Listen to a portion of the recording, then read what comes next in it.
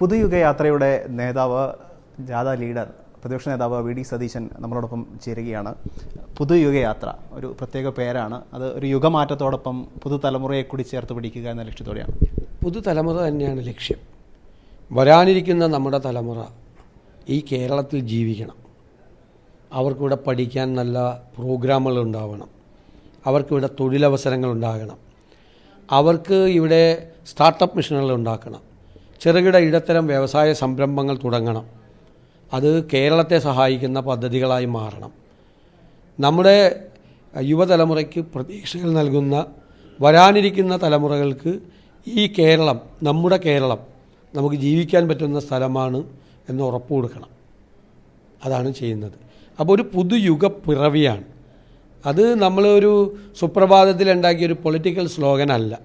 കഴിഞ്ഞ 2 വർഷക്കാലമായി ഓരോ രംഗത്തും വിദഗ്ധരായ ആളുകളെ കൊണ്ട് നമ്മൾ നടത്തിയിരിക്കുന്ന ഇൻട്രാക്ഷനുകൾ, കോൺക്ലേവുകൾ, ചർച്ചകൾ, ഓരോ പദ്ധതിയും നമ്മൾ എടുക്കുമ്പോൾ സാമ്പത്തികമായി നമുക്കത് പറ്റുമോ, നിയമപരമായി പറ്റുമോ, പാരിസ്ഥിതികമായി പറ്റുമോ തുടങ്ങിയ പരിശോധനകൾ നടത്തി കേരളത്തിൻ്റെ മുമ്പിൽ അവതരിപ്പിക്കുന്ന സ്വപ്ന പദ്ധതികളാണ്.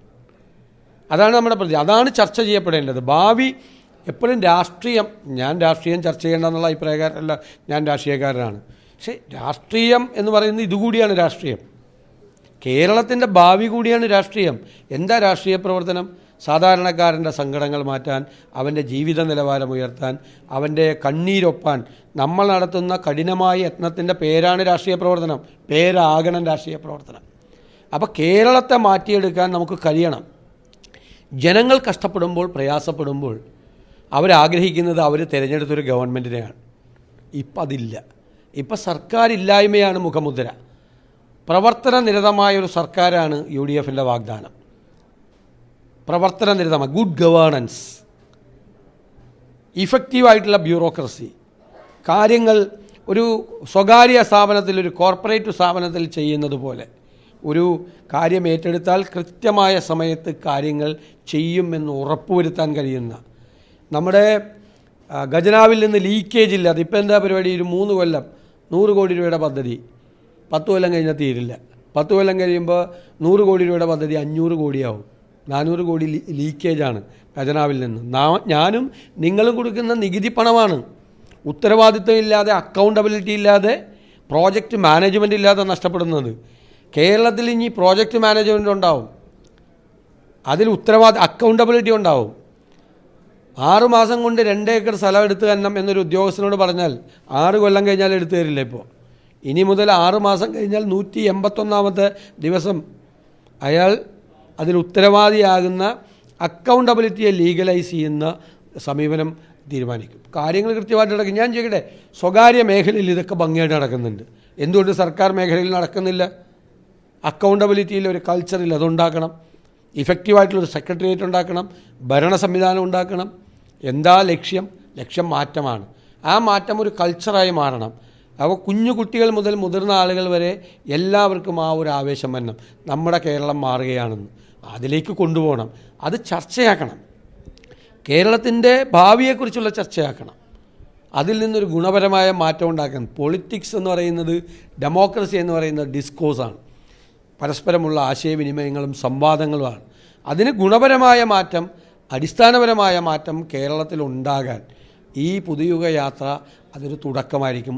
അക്ഷരാർത്ഥത്തിൽ ഈ ജാഥ തീരുമ്പോൾ ഞങ്ങളുടെ ആത്മവിശ്വാസം ഒരു പുതുയുഗ ചിന്തയ്ക്കുള്ള തുടക്കം കുറിക്കാൻ ചരിത്രപരമായ നിയോഗമായി ഞങ്ങളതിനെ കാണുന്നു. അതാണ് നമ്മുടെ ലക്ഷ്യം. 1 മാസം നീളുന്ന യാത്ര സാധാരണഗതിയിൽ ഒരു കാസർഗോഡ് നിന്ന് തിരുവനന്തപുരത്തേക്ക് അവസാനിക്കുമ്പോൾ വലിയ രാഷ്ട്രീയ മാറ്റങ്ങൾ ഉണ്ടാകാറുണ്ട്. ഇത്തവണയും അത്തരത്തിലൊരു അവസാനിക്കുമ്പോൾ വിസ്മയങ്ങൾ പ്രതീക്ഷിക്കാം. ഉറപ്പായി തെരഞ്ഞെടുപ്പിന് മുമ്പും വിസ്മയങ്ങളുണ്ടാവും. തെരഞ്ഞെടുപ്പ് കഴിയുമ്പോൾ 100-ലധികം സീറ്റുമായി UDF അധികാരത്തിലേക്ക് വരും. താങ്കൾ തുടർച്ചയായി ഉപയോഗിക്കുന്ന വാക്കാണ് ടീം UDF എന്നുള്ളത്. യഥാർത്ഥത്തിൽ ഈ സീറ്റ് വിഭജനം ഉൾപ്പെടെയുള്ള കാര്യങ്ങളിൽ ചർച്ച നടക്കുമ്പോഴും യഥാർത്ഥത്തിൽ അത്രത്തോളം കോൺഫിഡൻസ് ഉണ്ടോ ഇക്കാര്യത്തിൽ? ഉറപ്പായിട്ടുണ്ട്. നിങ്ങൾക്ക് എന്തെങ്കിലും ഒരു അസ്വാരസ്യം കേട്ടോ എവിടെയെങ്കിലും ആരെങ്കിലും തമ്മിൽ? സീറ്റ് ചർച്ച അങ്ങോട്ടും ഇങ്ങോട്ടും ജയിക്കുന്ന സീറ്റുകളൊക്കെ ചിലപ്പോൾ വെച്ചു മാറും. പരസ്പരം അങ്ങോട്ടും ഇങ്ങോട്ടും ആശയവിനിമയം നടത്തും. അതിൻ്റെ അന്തിമഘട്ടത്തിലാണ്, വിരലെണ്ണാവുന്ന ദിവസങ്ങൾ കൊണ്ട് അതെല്ലാം തീരും. അത് കഴിഞ്ഞാൽ എല്ലാ പാർട്ടികളും അവരവരുടെ സ്ഥാനാർത്ഥി നിർണയത്തിലേക്ക് പോകും. തെരഞ്ഞെടുപ്പ് പ്രഖ്യാപിക്കുന്നതിന് മുമ്പ് UDF-ൻ്റെ സ്ഥാനാർത്ഥികളൊക്കെ വരും. ചില വെച്ചുമാറലുകൾക്ക് സാധ്യതയുണ്ടോ? കാരണം ചില സീറ്റുകൾ ഈ മുസ്ലിം ലീഗിൻ്റെ കയ്യിൽ നിന്നും കോൺഗ്രസ് തിരിച്ചെടുക്കുന്നു, അതോടൊപ്പം തന്നെ PJ ജോസഫിൻ്റെ വിഭാഗത്തിൻ്റെ സീറ്റുകളിലേക്ക് മാറ്റും, അങ്ങനെ ഒരു സാധ്യതകളുണ്ട്. അത് ചർച്ചകൾ നടക്കുന്ന സമയമായതുകൊണ്ട് ഞാൻ അതിനെക്കുറിച്ച് പറയുന്നില്ല ഇപ്പോൾ. അത് ചർച്ചയിലാണതെല്ലാം. അത്തരത്തിലുള്ള ആവശ്യം പല ഘട്ടങ്ങളിലായി വരുന്നുണ്ട്. ഞാനിതിൻ്റെ വിശദാംശങ്ങൾ പറയുന്നതിൽ ഒരു അനൗചിത്യം ഉണ്ടല്ലോ ചർച്ച നടക്കുമ്പോൾ, അത്രേ ഉള്ളൂ. നമുക്ക് പറയാം. സ്വാഭാവികം തെരഞ്ഞെടുപ്പിന് ഇനി നാളുകൾ മാത്രമേ ഉള്ളൂ. ഒരു ഘട്ടത്തിലും ഈ തെരഞ്ഞെടുപ്പ് അടുക്കുമ്പോൾ സാമുദായിക സംഘടനകളുമായി വിയോജിക്കുന്ന ഒരു തരത്തിലുള്ള പ്രവർത്തനങ്ങളോ അല്ലെങ്കിൽ പരാമർശങ്ങളോ ഒന്നും തന്നെ കോൺഗ്രസിൻ്റെ ഭാഗത്ത് നിന്ന് സാധാരണയായി കണ്ടുവരാറില്ല. പക്ഷേ ഈ അടുത്ത കാലത്തായി തുടർച്ചയായി എതിരഭിപ്രായങ്ങൾ അല്ലെങ്കിൽ താങ്കൾക്ക് നേരെയുള്ള എതിരഭിപ്രായങ്ങൾ ഉണ്ടാകുന്നു. അതിനെന്തായിരിക്കും യഥാർത്ഥ കാരണം? അതൊന്നും UDF-ന് നേരെയോ കോൺഗ്രസിന് നേരെയുള്ള അഭിപ്രായങ്ങളല്ല, വ്യക്തിപരമായി എനിക്കെതിരായിട്ട് വന്ന കാര്യങ്ങളാണ്. ഞാനതിന് വ്യക്തിപരമായിട്ടല്ല മറുപടി പറഞ്ഞത്. നമ്മളൊരു നിലപാടെടുത്തു. ഒരു സമുദായത്തിനും ഞങ്ങൾ ആരും എതിരില്ല. ഏത് സമുദായത്തിന് പ്രശ്നമുണ്ടായാലും ഞങ്ങൾ സഹായിക്കും, ന്യായമായ കാര്യമാണെങ്കിൽ. പക്ഷേ ഒരാളും വർഗീയത പറയരുത്. വർഗീയത പറഞ്ഞ് കേരളത്തെ ഭിന്നിപ്പിക്കാൻ ആര് ശ്രമിച്ചാലും അതിനെ ചോദ്യം ചെയ്യും. അത് അനുവദിക്കില്ല, അനുവദിച്ചു കൊടുക്കില്ല. അതിൻ്റെ പേരിൽ ഒരു കോംപ്രമൈസും ഇല്ല. ചില സംശയങ്ങൾ വരുന്നത് ഈ ജമാഅത്തെ ഇസ്ലാമി പിന്തുണ പ്രഖ്യാപിച്ചാൽ താങ്കൾ സ്വീകരിക്കും എന്ന് പറഞ്ഞു. അതിൽ ഏറ്റവും കൂടുതൽ പറയുന്നതും താങ്കൾ മാത്രമാണ്. ഒരുപക്ഷെ അതായിരിക്കുമോ ഈ സാമുദായിക സംഘടനകൾ ഇത്തരത്തിൽ പരാമർശം? അതൊന്നും അവരെ ബാധിക്കുന്ന വിഷയങ്ങളല്ല. അപ്പോൾ അവരാരും 4 പതിറ്റാണ്ട് കാലം ജമാഅത്ത് ഇസ്ലാമി CPM-ൻ്റെ കൂടെ നിന്നപ്പോൾ അവരാരും വിമർശിച്ചിട്ടില്ലല്ലോ. വിമർശിച്ചിട്ടുണ്ടോ? അവരാരെങ്കിലും പറഞ്ഞിട്ടുണ്ടോ? ഞാൻ ഇതുവരെ കേട്ടിട്ടില്ല അവരാരെങ്കിലും അത് പറയാം. അതൊന്നും അല്ല കാര്യം വേറെ പലതും ഉണ്ടാവും. ചിലപ്പോൾ ഞാൻ പറഞ്ഞ പോലെ ചിലപ്പോൾ നമ്മളെ ഇഷ്ടമല്ലാണ്ടായിരിക്കും. നമ്മളെ ഇഷ്ടമില്ലാത്തതുകൊണ്ട് നമ്മളെ വിമർശിക്കും. പ്രതിപക്ഷ നേതാവിനെ വിമർശിക്കാൻ പാടില്ലേ? മുഖ്യമന്ത്രിയെയും മന്ത്രിമാരെയും രാഷ്ട്രീയ നേതാക്കളെ ആളുകൾ വിമർശിക്കുന്നു. ഞാനെന്തിനാണ് അസഹിഷ്ണുത കാണിക്കുന്നത്? അവർ പറയുന്ന കാര്യങ്ങളിൽ ഞാൻ തിരുത്തേണ്ട എന്തെങ്കിലും ഉണ്ടെങ്കിൽ ഞാൻ തിരുത്തും. ഇത് തിരുത്തൂല. വർഗീയതയ്ക്കെതിരായിട്ടുള്ള നിലപാട് തിരുത്തിക്കാൻ ആരും വരണ്ട. അത് നിലപാടാണ്, അതിലൊന്നും മാറ്റം വരുത്തില്ല. ഈ തെരഞ്ഞെടുപ്പ് എടുക്കുമ്പോൾ സ്വാഭാവികമായും ഒരു മാറ്റത്തിനോ അല്ലെങ്കിൽ ഒരു അനുനയത്തിനോ ഒക്കെ ഒരു ശ്രമം നടത്തേണ്ടതല്ലേ? അല്ല, അത് ഞാൻ ഈ കാര്യത്തിൽ കോംപ്രമൈസ് ചെയ്തുകൊണ്ടുള്ള ഒരു അനുരഞ്ജനം ഉണ്ടാവില്ല. വർഗീയതയ്ക്കെതിരായി സംസാരിക്കില്ല എന്ന് പറഞ്ഞുകൊണ്ടൊരു സെറ്റിൽമെൻറ്റ് ഉണ്ടാവില്ല. വർഗീയതയ്ക്കെതിരായി ഭൂരിപക്ഷ വർഗീയത പറഞ്ഞാലും ന്യൂനപക്ഷ വർഗീയത പറഞ്ഞാലും അതിനെ എതിർക്കുക തന്നെ ചെയ്യും. അത് ഞാൻ വരാനിരിക്കുന്ന തലമുറയിലെ നമ്മുടെ കുഞ്ഞുങ്ങൾക്ക് വേണ്ടിയിട്ടുള്ള നിലപാടാണ്. നമ്മളൊന്നും പൊളിറ്റിക്സിലൊരു പൊസിഷനിൽ ഇരിക്കുന്ന സമയത്ത് കേരളത്തെ തകർക്കാൻ സമ്മതിക്കില്ല. എന്ത് വ്യക്തിപരമായി എന്ത് നഷ്ടമുണ്ടായാലും. ഇതാണ് ഞാൻ ചരിത്രത്തിൽ രേഖപ്പെടുത്തിയിട്ട് പോകുള്ളത്. വ്യക്തിപരമായ നഷ്ടമുണ്ടായാലും അതിലൊന്നും കോംപ്രമൈസ് ചെയ്യത്തില്ല. അതോടൊപ്പം CPM ഇപ്പോൾ മുസ്ലിം ലീഗിനെ ആയാലും അല്ലെങ്കിൽ ന്യൂനപക്ഷത്തെ ആയാലും കടന്നാക്രമിക്കുന്ന ഒരു സാഹചര്യമുണ്ട്. ഒരുപക്ഷെ ആ വോട്ടുകൾ നഷ്ടപ്പെടും എന്നുള്ള ഭയമാണോ യഥാർത്ഥത്തിൽ അത്തരത്തിലൊരു പരാമർശങ്ങളിലേക്ക് പോകാൻ?